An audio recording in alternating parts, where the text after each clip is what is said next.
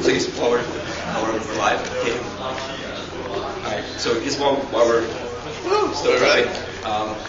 Again, 2 apologies. One, I'm sick and I'm losing my voice, and the second is I've had way too much freaking caffeine this morning, so I'm wired. So if I talk too fast, just like those shit going, I'll try to slow down.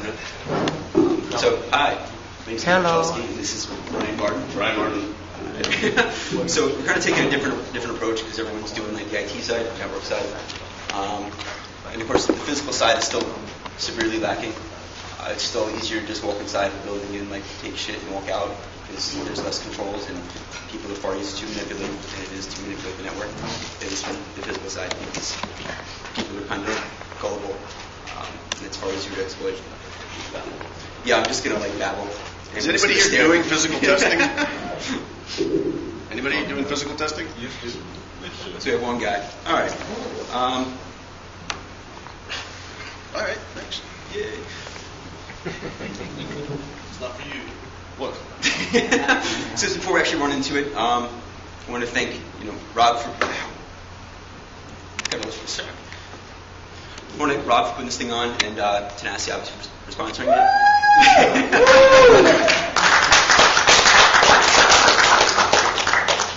All right, so bringing into it from the physical side. Obviously, the first thing that we're concerned with is obviously, do we have a point for the test? It's kind of like network test. Do we have a target? That's the first thing you should be asking. Obviously, when you walk into the engagement, what is the point of doing this test? Do we actually have a point, or is it just you're testing for regulatory compliance, whether it's like PCI or HIPAA or NIST 853A, Red 3? But a lot of people still don't have an idea. They just want stuff tested and see if you can break in without a real point, which kind of lacks purpose to the test. Yeah. So the important thing with your customers is every customer is different, and what makes sense in one physical test may not make sense in another. And a lot of times the customers don't understand themselves what it is that has value in their organization.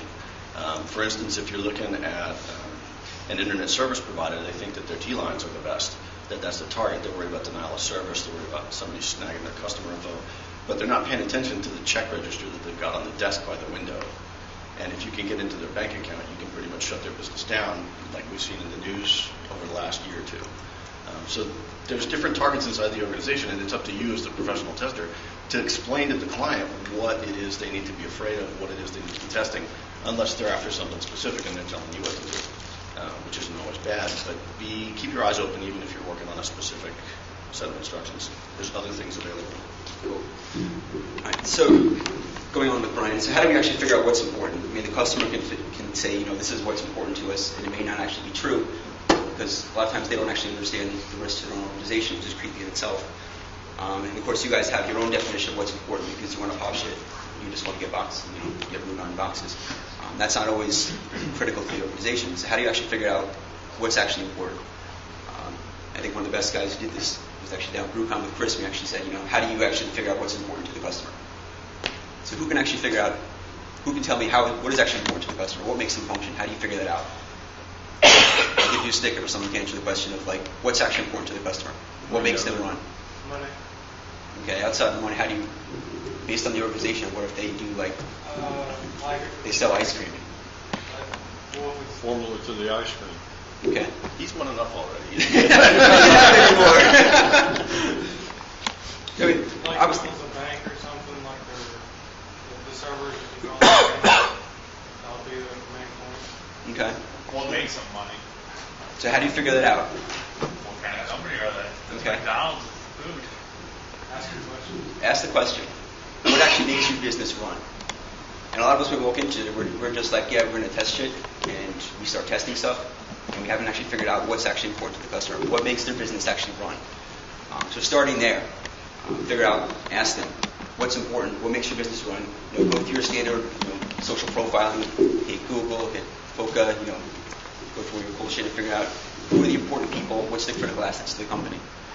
And that's what you should base your test around. And a lot of times the customers don't understand that, so you have to be able to communicate that in an effective manner on their level. Explain this is what's actually important from our perspective, and let's kind of compare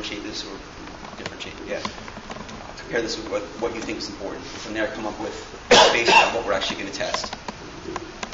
So one of the other things that you need to be aware of when you're prepping physical testing is the type of physical test, but you need to be asking important questions. If you're going in a covert test, and this is more important in Pennsylvania and related territories that have strange gun laws, if you're going in covert, it's not just the security guards that you need to be aware of. You need to be asking the client intelligent questions like, what's your policy on concealed carry in the workplace? Do you have one? If you don't have one, have you had any incidents here that might make people nervous when I come in at 2 a.m.? And if they are, you may want to reconsider doing a late night physical surprise test because you might get popped, literally. And that's not something, it's not getting pinched by the cops and spending the night in jail, it's getting shot at. It just came out as a topic in a recent test. So be aware that there are other things besides the locks that you need to be concerned with. All right. So after you define all that, obviously defining what kind of test you're actually doing. Are we going in as a covert test? Are we going in as a force test? Force meaning we can actually break shit to get into the building if we need to. Break stuff to get into the rooms where the interesting stuff is actually being stored. For all the servers that we're targeting, because we've learned that they have a central database server sitting in a locked room with drop ceilings. We know where it is. Can we break stuff to actually get into that room? Can we just call the ceiling, knock out a portion of the wall to get in there, grab the server and walk out? Next. All right. So what's the overall point of doing the physical tests? It's kind of in line again with the standard network test. We want to determine the attack vectors. We want to evaluate all the controls that are being placed. The flip side is we're evaluating physically. We're looking at are the alarm systems that are in place actually functioning as expected? Are they implemented in the correct places? Do you have motion sensors set up in really ridiculous spots? Are they actually being effective? Are they pointed incorrectly? If they're pointing down the hallway, they're pointing down the hallway but at a wall at an angle you could walk along the wall and not be detected. A lot of times if you're going up to a client that's never had this done at all, they will be so out of shape that it's not even worth your time to do a genuine pen test, and you just need to do basically a security walkthrough and review with them. It's unbelievable how many people have door open sensors and they've never tested them, glass break sensors, they've never tested them, they don't know if they work, they may have gone off accidentally one time but they don't know why. Door locks that they're not certain stay locked or unlocked as appropriate. Cameras that are not functioning, cameras that are not looked at all the time. Every piece of security apparatus that they have implemented to make their place more secure, they've never validated. So the first time you go in, it may not be a question of when am I coming back to pop your locks. It may be a question of sitting down and walking through their entire apparatus and getting them back onto some sort of track before you can actually do a valid test. So obviously, as part of the physical test, at some point you're going to engage a person, whether you expect it to or not. You're actually going to have to bump into someone because it usually happens, and it's usually when you're walking out the door with something in your hands. So you have to be able to actually include that SE part. And as part of the physical pen testing, you need to be able to come up with interesting stories on the fly that kind of make sense. You need to be able to sell it effectively to the person who's going to be questioning you why you're walking out of the door with insert interesting piece of equipment here. So you kind of need to be able to think on your feet, come up with good stories. Hopefully, before you actually begin the engagement, you actually come up with some kind of pretext as far as this is who I am, what I'm doing. This is why I'm walking out of your building with interesting shit. So having all that stuff kind of planned out beforehand is good, but if it kind of flakes halfway through the engagement, you need to be able to start thinking on your feet and learn to kind of how to manipulate people based on where you are and the type of person you're actually engaging in. Because a lot of times it'll be security guards that will be stopping you. Other times it'll be actual personnel who are trained to engage with questionable people walking through their building. And while it's easier to manipulate normal employees because they're kind of scared most of the time to actually engage with people because it's not their job, they'll just kind of do the rudimentary, hi, who are you?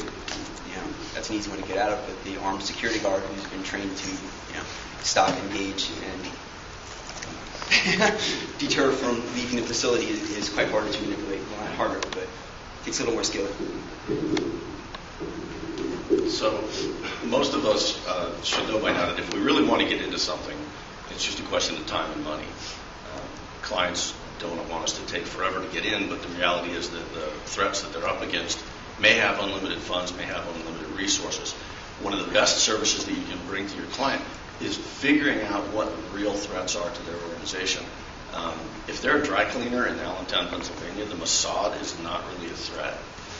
But if they're a data center housing some DoD stuff, maybe housing some Mid-Eastern security stuff, then stranger threats, more exotic threats become realistic, and you get to spend more money on the pen test.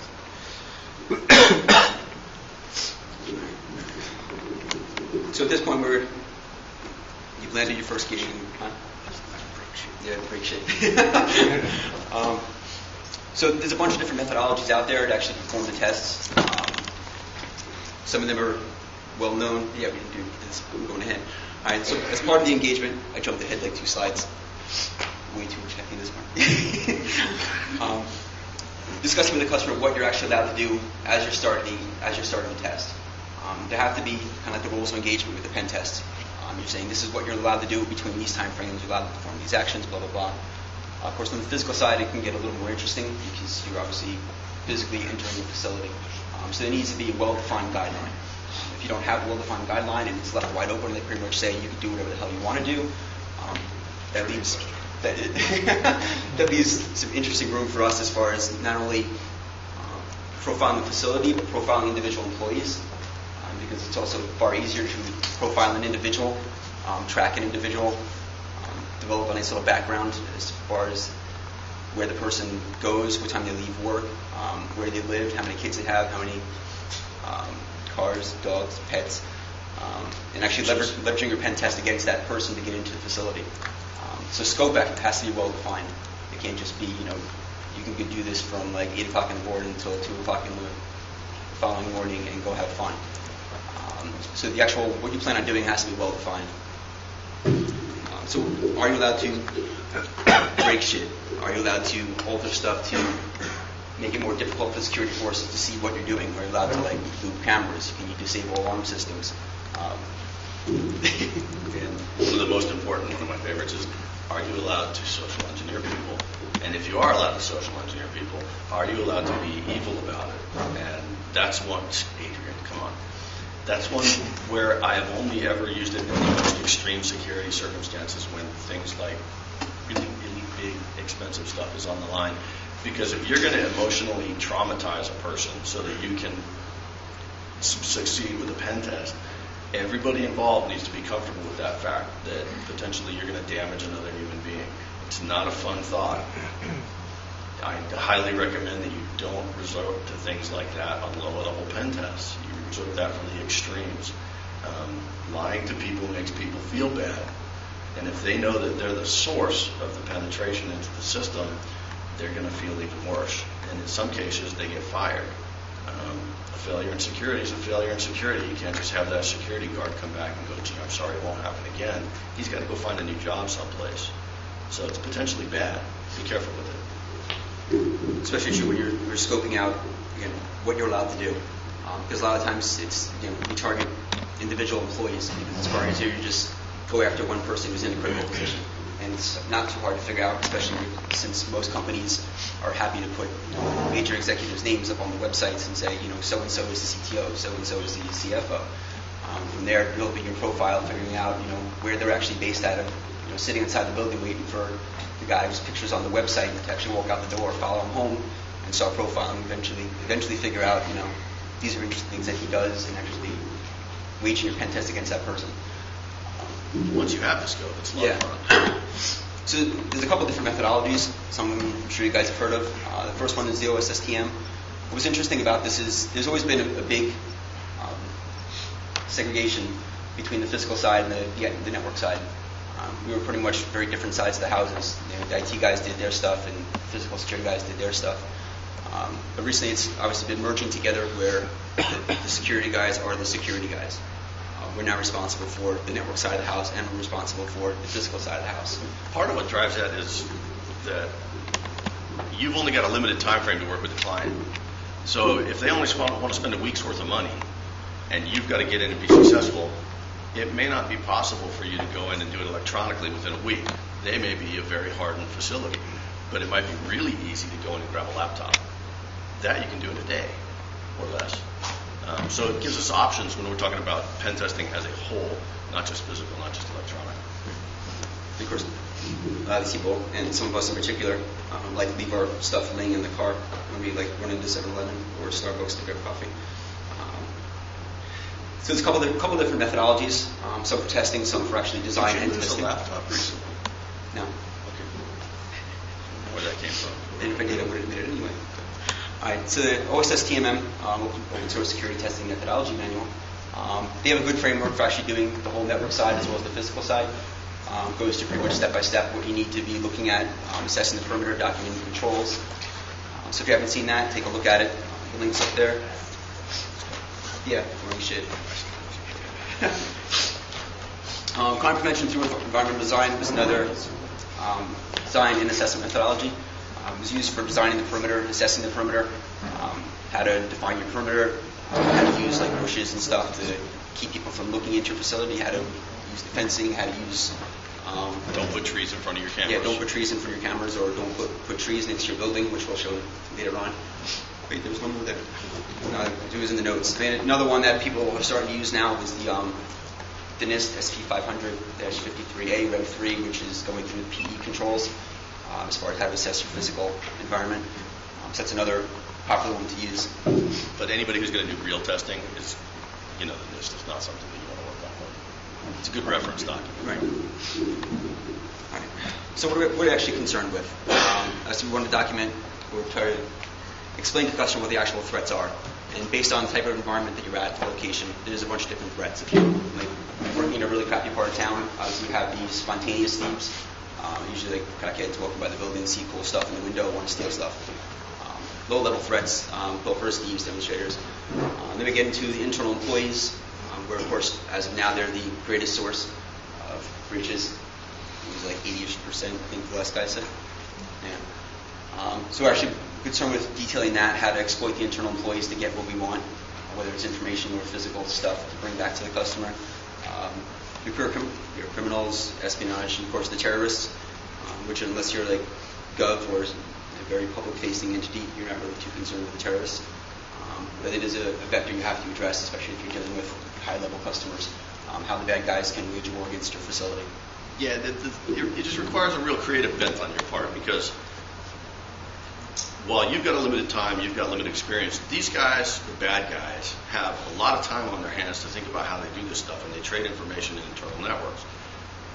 It may be really fun to pop a network using the proper tools and maybe some emails and a couple of different exploits. But if I can just walk up to an employee and go, here's $100, what's your login and ID, or login and password, and get in that way, that's quicker, more cost-effective, and I think just as much fun. But you've got to think creative like that when you're doing these testing, because these guys have a stellar imagination. Humans, maybe we're the cleverest monkeys on the planet. We can get into anything. It's just a matter of intent. So you as a tester, or you as somebody who's trying to get into something, you've got to have that intent, that drive to get in. These guys have motivations that put mine as just a dude earning a paycheck to shame. They want to get in for political reasons. They want to get in for personal reasons. Nothing's more motivated than an addict that needs a fix. They'll get into just about anything.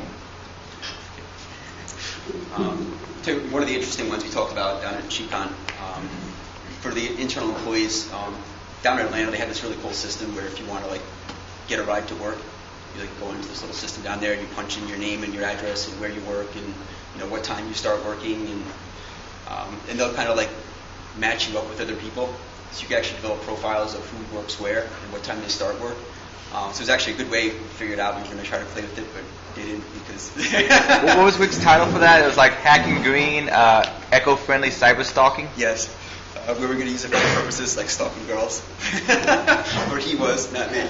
But yeah, as far as figuring out specific companies, who works somewhere, and again, targeting those individual employees, developing a relationship with them by, hitching a ride to work with them, eventually, working your magic and having them actually show you around the facility to the point where you can just start walking around because you're so well known.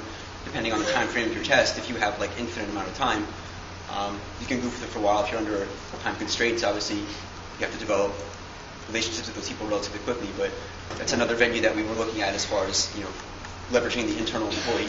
And a lot of the cities have that. I know even down by me in DC, they have the same system where they have the slug line thing. You can go up there, you punch your name in, and they try to match up with people who tell you where to catch rides with certain people. So another way we were looking at trying to get into some interesting blah, blah, blahs down there. Audience participation.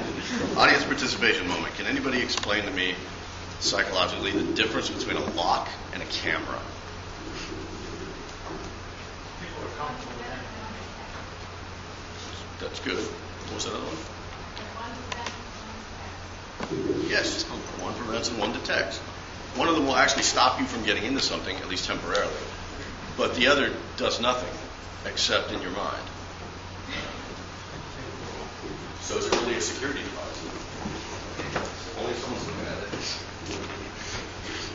Which we have interesting pictures of later. Gracia.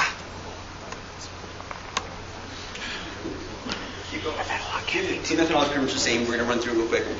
Research, recon, plan, execute, extract, which is, of course, a different one from the network side, and the wrap-up or reporting. So on the research, I mean, these are a couple of interesting pictures. So How many ninjas can you see in that picture? So if we're assessing the external perimeter and seeing how we can get into it, I mean, picture on the left is obviously it's a nice barrier, prevents us from seeing the actual facility behind it because of the way they designed the fencing, which looks nice, and it isn't like a nasty chain link fence, there's like barbed wire on top of it. But the trees directly growing behind it provides the physical barrier from actually us driving by it to actually see what's there. So it's actually a pretty good design, so I want to throw that one in there. So props to them, even though fences are useless, and it takes 45 seconds typically to get by any fence, whether it's barbed wire or not. It's not meant to be an actual definitive barrier, it's just kind of prevents you from moving into the perimeter. But it also prevents them from seeing you coming. Right. So the second one, lighting is important. Because obviously if we're on the inside looking out at the perimeter, we want to be able to see if someone's actually coming to us. We also want to be able to see out. So this is really horrible lighting. If anyone's ever heard of the fishbowl effect, if you light up the entire inside of the facility and it's completely dark outside, you can't see shit. So while it looks cool from an artsy point of view, it's pretty useless. So you can pretty much walk up to the house and they won't even see that you're there. But it looks nice in a picture.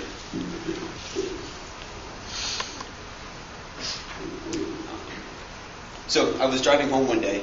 I just moved out into the Virginia area, and I just happened to catch out of the corner of my eye this like gray top over like this black wrought iron fence with ivy growing up it.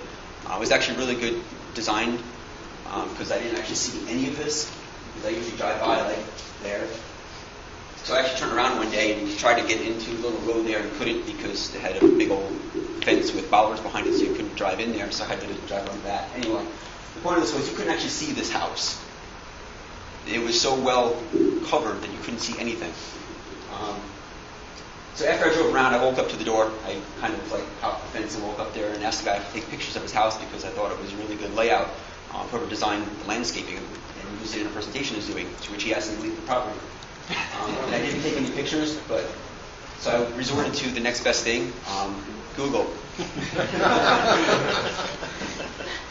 So when you're casing places for your jobs, and if you can't actually, for whatever reason, get close to it because you don't want to make your presence known, Google is your friend.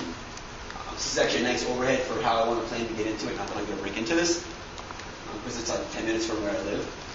But obviously, how they designed this thing, this is why it was important that I wanted to take a picture outside the backyard, which is really bad design. The whole front is wide open. The perimeter is well defined with an 8-foot wrought iron fence with ivy growing up it. So you can't actually see anything if you're walking up to it. It's just a wall of green crap with like black stuff sticking out of it. And as far as I actually did hop the fence, which wasn't too hard. Again, it took a couple of seconds just to flip over it. The perimeter is wide open. Actually, at night, it's actually well lit. They have lights on the house pointing outward so they can see everything, and it's kind of hard to see if you're walking up to it because the way the lights are laid out, it's kind of like a blinding effect. So this is actually a really good layout, but of course Google gave me the whole map of how, if I actually want to break into this house, how I can get into it. The only bad side was this is a pool. So they actually have their inside pool with, the only bad part is if you walk around here, there's another road here, and you guys walk particularly on the back of the house into the pool room, and you kind of like walking that way if you really wanted to. Yes. All right. Pretty diagram. Yes. Okay. That was important. So concentric rings of defense. It's a common methodology used to define physical security. You build layers. How we define building networks. When someone passes this ring, something happens. When someone passes this ring, something happens. Right. When someone passes this ring, something happens. So what do? We redefine what we're going to do. We think outside the box. We just attack here first. And now all of that preparation is useless. If you can properly design concentric rings of defense, will hopefully detect and deter as you get deeper into each layer. Other example is, of course, the Pentagon Air Force. It was actually really good design. Each layer kind of compacts on the other. If you take out one layer, you step into another layer. Using a good example, I guess, not that it's good, but when the bad guys flew a plane into the building, obviously you only got through one layer and the rest of the building was still okay. It was actually a really good design because you had to break through multiple layers to actually get to the core where the really, really interesting stuff is at. Not that I know that firsthand, but... Or the CIA faked it. So, before I get into this little thing, this is actual, like, why the physical security side is important. So this company here, just to precede, these aren't my pictures, I didn't do this. The company here had a physical security assessment come in from an external company. They kind of looked through the whole facility and they, like, said you need cameras and stuff throughout the building, and that's pretty much all they sold them on was you need an alarm system and you need cameras. So the people who own this facility said, okay, so we bought an alarm system, we bought some cameras. So from the outside of this building, that was pretty much the view. You could see into the office, you could see the layout, drop ceilings, where everything's located. The other great thing was around the external perimeter, they had these really cool bushes that you could pretty much walk up, literally. You can climb up the bushes and get onto the roof. You can see here, this is the bush outside. At the top of each one of these little bush columns, there were air conditioner condensers. So you climb up the bush, you grab onto the condenser, pull yourself up onto the roof. They didn't take this into the assessment saying, you should remove these things because you can climb up the building and get on the roof and do malicious things. Of course, most people who look at the physical security stuff don't take into account that rooftop entries are the easiest and most looked upon point of entry into buildings. So after they got on the roof, they couldn't find some way to get in, so they decided to make themselves some holes in the roof to actually get into the building. They cut a total of 6 holes into the ceiling. So when they came in, there were actually 6 of these monstrous holes in the ceiling of this place. The guys kind of cut the holes and repelled into the building. Normally you don't want to do that. But it was probably cool. a hole there that you can use.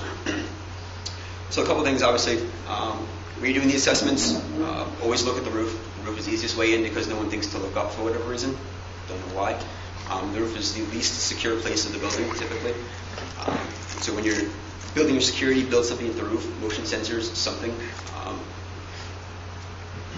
And when you go with these outsourced companies to manage your security, make sure someone's actually watching this stuff.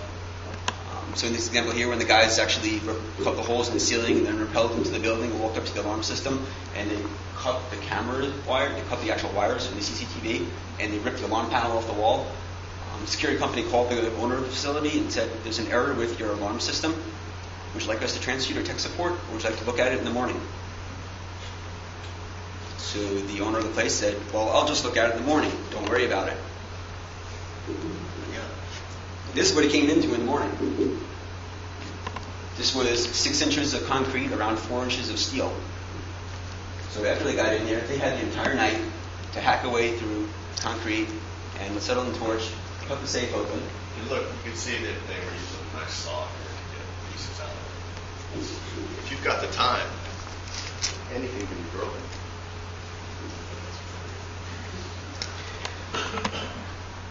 So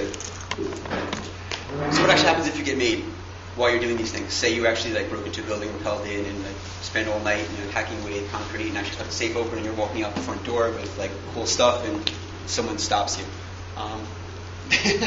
First thing, obviously important, your get out of jail free card. This is one for my last job. Yes. It's still kind of in my pocket. Just a couple days ago. You Must should have one of these. Yes. Always keep it with you. It should be on company letterhead with contact information, preferably of the owner of the company. So if you get busted and you can't talk your way out of it, you can at least say, okay, this person authorized me to be here. Please call them. Keep multiple copies. Especially if you're walking through water surrounding something and you fall on your ass and you have it in your back pocket, which I've done, and it kind of gets all messed up and you can't actually justify why you're there, and then you spend the night in jail. Spending the night in jail sucks, by the way. So when you get to the actual reporting phase, it's just like any other reporting. You want to report on what the actual scope was in its entirety, whether you succeeded or failed. All the issues that you discovered during the entire process. Were you able to get into this? Were you able to get into that? Were you not able to get into this? Why? The other thing to keep in mind is don't bullshit. It's not good for us. While it may make you look better, try to keep it true to the facts only. Yeah, a lot of people are willing to collect a paycheck, but the fact of the matter is you're there to help the client, and if what you're providing the client isn't going to help them that much, if all you've done is pop a lock and say, oh, you need a different lock, that hasn't really fully assessed their security situation. You're there for the client. You've got to be doing a good job for them, or you're probably not going to be doing this as a job for long. And as you're going through that, you're obviously going to be basing a lot of it on what the risk level is against the facility. Typically what they use is the model facility versus current facility. It's kind of like doing your gap analysis, saying based on your current facility, if you should have these controls, this is what we recommend as your best case scenario, as opposed to what you're at now, and present that with all the recommendations, just to make it look professional that you actually did something useful rather than just break shit. And obviously methodology is important when they start going through saying, what did you do and how did you do it and can we repeat it again. Keep the process defined, just like any other kind of testing. Recommended reading, EA, OSSTM, prevention, DoD manuals, Marine Corps manuals, and a couple of Army manuals. Good reading. If you haven't done any physical stuff, it's a good starting point. Exotic Liability Podcast. Yes, EL, Chris Nickerson. Haven't seen it from Contalk, I recommend you listen to it. A couple of commercial training facilities, as is EPI. They're out of Virginia. I think both are out of Virginia. Go back a second. If you're in the business and you're looking to make some good industry contacts to generate sales, things like ACES are a gold mine. The people that participate in those a lot of times have absolutely no idea what you're talking about, and when you tell them, they're like, oh, you've got to come over to my facility. Here's a contract. So you do want to participate in these industry things. You have to work hard, but other than that, most of the time. I think that about sums it up. Yay! And I'm not allowed to say that so before. trivia question from the last T-shirt I got my hands to give away. Is everybody relatively familiar with a 5-position button cipher lock? Yeah. It's got 5 buttons, combo. If there are 4 digits used for the combination, how many possible combos are there? None of the people from last night can answer this. I've talked about this. How many combos? 4 out of 5. Seems like a lot, right? Must be a bunch. What was that? 24. How long will it take you to go through those? About a minute. So those locks suck. I got a pet project idea I need to talk to you about. Take an Arduino, take some kind of movable frame you can use little servo motors and have it programmatically either press buttons or switch knobs through all the possible combinations of something. Then you can do it even faster. I haven't figured out a good way to put that on a frame, though, that's easily mountable on top of the average. What's with you and mounting things? It's just boring. I'm lonely. Yeah, 3 digits doesn't help. And the way that you figure out which 4 they used is, of course... Well, Look at the worn button. no, they don't wear. They're made out of metal. It's easier. Baby powder, dusting. I was going for fingerprinting, but I'll take any kind of powder. You'll take any kind of powder? What? Yeah. Graphite powder is your friend. Keep it in your bag. And we're done. Any more questions? All right, we're around.